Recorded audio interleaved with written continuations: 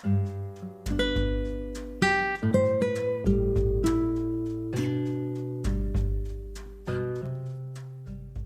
everyone, welcome back. We are on the 21st episode of our series Parenting One Step at a Time. In the previous episode, we talked about a very important topic, comparison, and why parents should never compare their kids with others. In today's episode, we are going to discuss about the same word, comparison, but when our kids compare themselves with other kids. So can it be possible? Yes, it is. When they see that some other kid of their age is doing something or acting in a particular manner which they are not allowed to. It is very obvious for them to get influenced, and we start seeing something unusual in their behavior. Obviously, we try to correct them. Sometimes, or should I say most of the time, they don't like it. And then comes their favorite sentence. If my friend can, why can't I? His or her parents never scolds her or never stop her from doing, so why should I? Yes, so that's what we are going to discuss in this episode. If they can, why can't I? And another important topic that we are going to discuss in this episode is how to encourage our kids to speak the truth. Because sometimes when we say no for many things, or say if the kid is having this thought in their mind that the answer is going to be no if I ask my parents, then they start hiding things from us. So these two topics we are going to discuss in this episode. But before we move forward, let me introduce myself to all the first-time listeners. I'm Alpana Dev. I'm your host. I'm a published author of A Girl in the New Town, a blogger at mothersgurukul.com, a freelance content creator, and a mother of two lovely kids who are my greatest source of inspiration for all my parenting posts, articles, and now podcast. Welcome to Mother's Gurukul podcast. To begin with, Franklin P. Jones' words. Children are unpredictable. You never know what inconsistency they are going to catch you in next. Kids ask this why question and many more such questions all the time. Because for kids, happiness is more important than pride. They look for small joys. When they get the answer to this why, they feel happy. That gives them joy. That gives them a feeling of pride that yes, my parents didn't ask me any questions but gave me my answer. They don't know the consequences of their actions, but they just want to give it a try.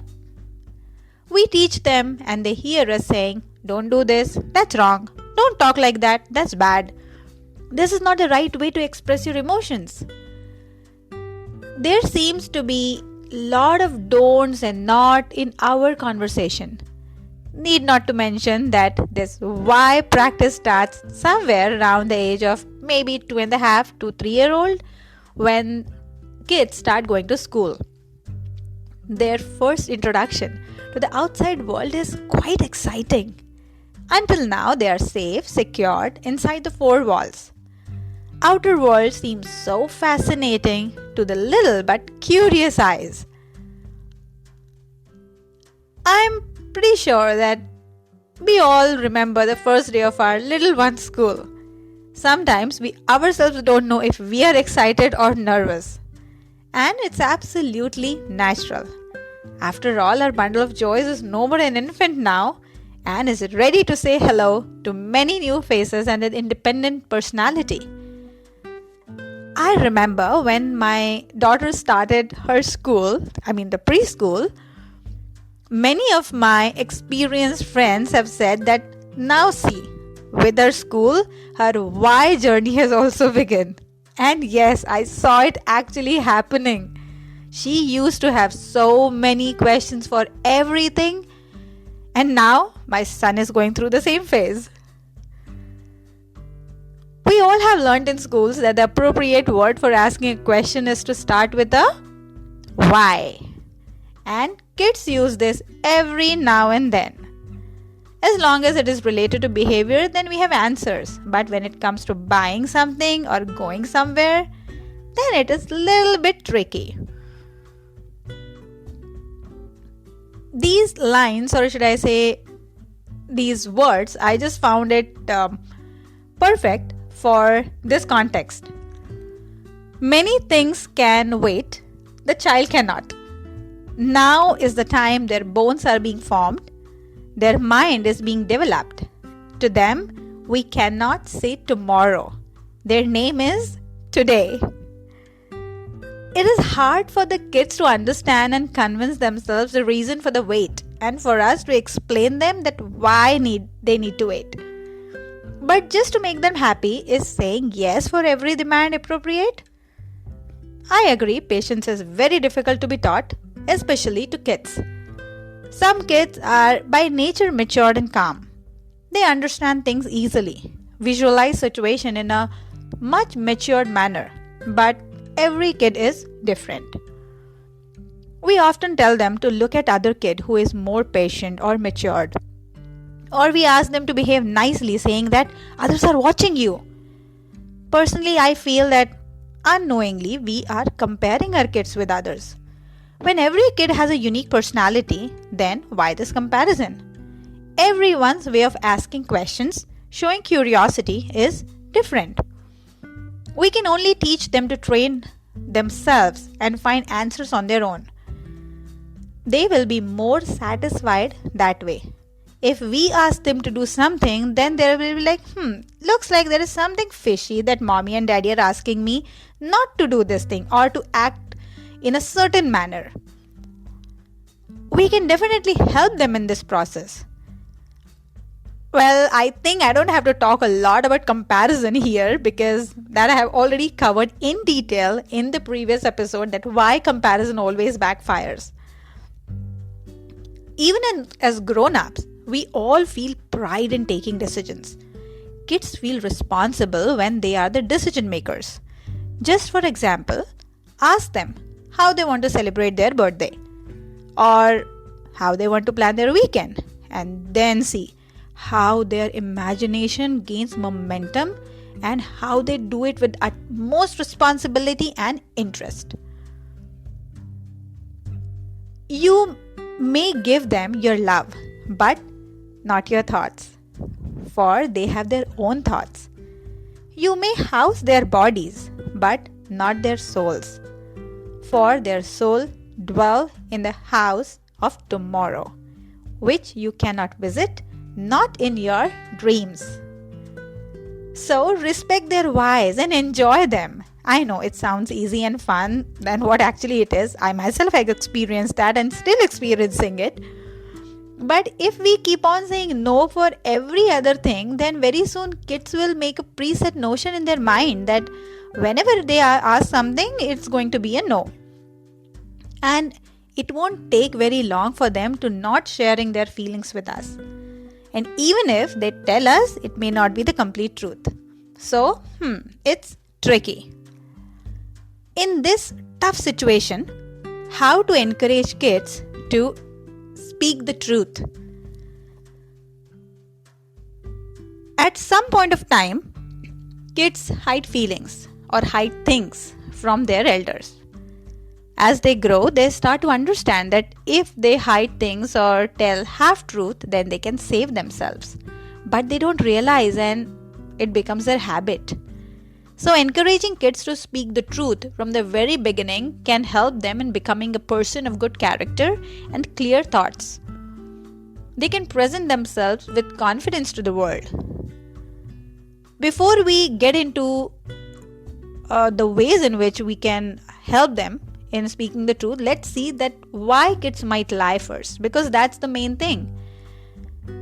So kids might lie maybe to cover something up so they don't get into trouble. That's the most common reason behind not telling the truth. Or they just want to see that, how you will respond. They are more in the trial and error phase. Kids might lie to make a story more exciting, adding those personal touches from their own side, or they're just experimenting, or get attention or make themselves sound better, or maybe to get something that they want. Like if they think that you may say no for something, then they will twist and turn and swing their story in such a manner so that it will sound perfect and the answer will be yes. Or they want to avoid hurting others' feelings. So this sort of lie is often called a white lie. Now, when we know the reasons, the possible reasons, should I say, behind that why kids or children might lie, let us see how we can encourage them, that they'll not lie and they'll come and tell us the truth. So for this, it should start very early. If you begin the conversation early means I'm talking about when they are in preschool or when they are toddlers, or in short, when they understand what you are saying. You can establish honesty as a core value in your home. Appreciate your toddler's behavior every time they come and tell you that they did something wrong. That, for example, if your child comes home and tells you that, mommy, I pushed my friend, or I didn't share that toy. So instead of reacting immediately, you should at least appreciate their honesty, that they are coming and telling you the truth. And then you can say that, hey, you know what? I think this could have been done in a different manner, but I really appreciate and I'm glad that you told me the truth. Thank you so much. This is very important. So these words will give an assurance to your toddler at a very young age that it's okay to make mistakes and telling truth is more important than hiding. And also remember, they do what they see. So set a very good example. Be a really good role model.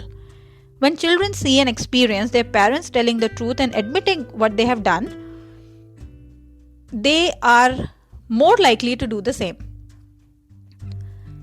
For example, we often hear parents asking their kids to answer the phone saying that, hey, just tell that person that I'm not at home.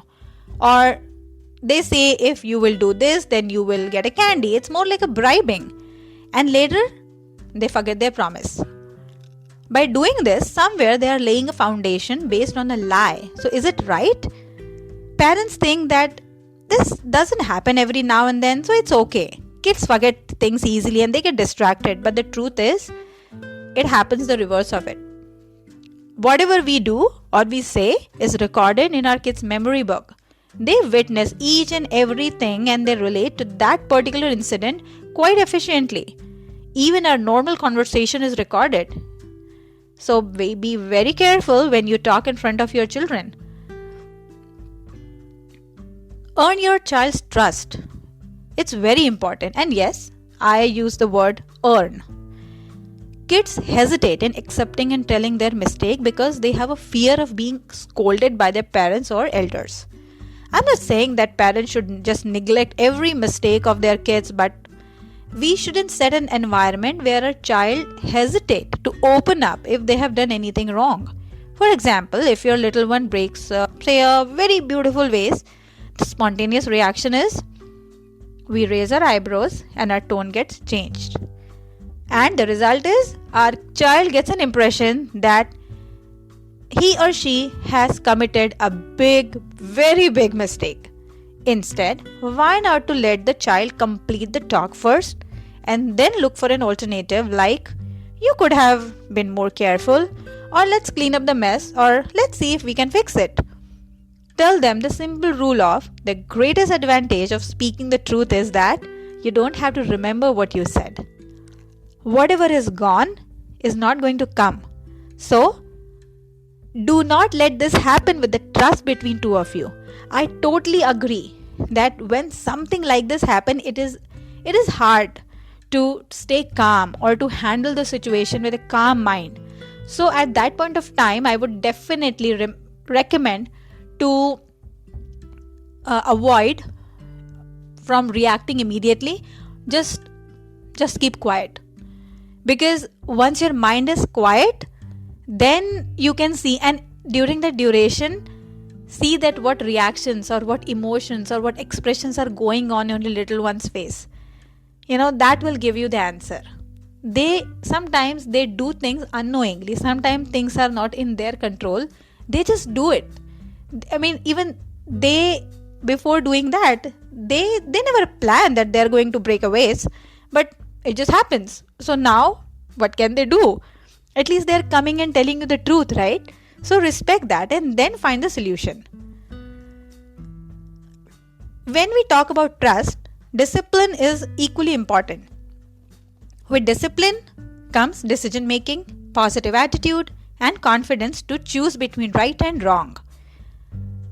I often tell my daughter that I would like to hear things related to you from you and not from anyone else. If I get to know something from any third person, then that will hurt me. I won't get angry, but it will hurt me that you don't have that trust or that comfort that you can come and tell me those things. And believe me, till date, she has never ever let me down. So here indirectly, we are teaching them to choose the right path even if there are a lot of external pressures. When we talk about external pressures, friend circle plays a very big role. So get to know your child's friends. Let me share an incident here. This thing happened when this thing actually happened during one of my India trips. So once my niece came home from the play area and she said that one of her friends had got some candies that she brought using her pocket money. I said, so what's wrong in that? It's good, right? That she wanted to share it with her friends. So my niece said, candies are fine, but she brought them without letting her parents know about it. And she asked us not to tell it to anyone. She was hiding it. So this answer can give the confidence to any parent that their child knows the importance of sharing things with their parents and speaking the truth. Obviously, it was a feeling of pride for my sister. Peer pressure, friends' influence are very common terms that comes handy when we talk about child's behavior. No matters how hard we try, in spite of our sincere parenting efforts, kids share some of their friends' traits, sometimes knowingly, sometimes unknowingly. If you see any such trait or habit that is not your child's normal one, then talk to them, but in a friendly manner. Step out of the parenting shoe. Get to know your child's friend circle first. When I say talk to them in a friendly manner, I want to highlight the importance of focusing on your own feelings first and then starting a conversation. When your child is being dishonest, try to understand and try to see the reason that what made him feel that he cannot be honest to you. As I said earlier, that kids set a notion that our answer will be no. So why not to manipulate our own words and make the answer look fancier or something that will swing in their own direction and in such a manner that they'll get an expected answer. So before you react, always see the reason for the truth. Always see what is going in the background, because there is many times we feel that as a parent we are always right, we are more experienced, and if a child is doing anything wrong, so we have all the right to scold them or to judge them or to give them directions. But many times it's other way around. Sometimes our behavior, or maybe unknowingly, we might be sending some kind of clues or some kind of our actions or gestures, or maybe the way we are reacting to any situation might be something that is putting our child in an uncomfortable state that they don't feel it to come and just to open up with us. But that should not be the case.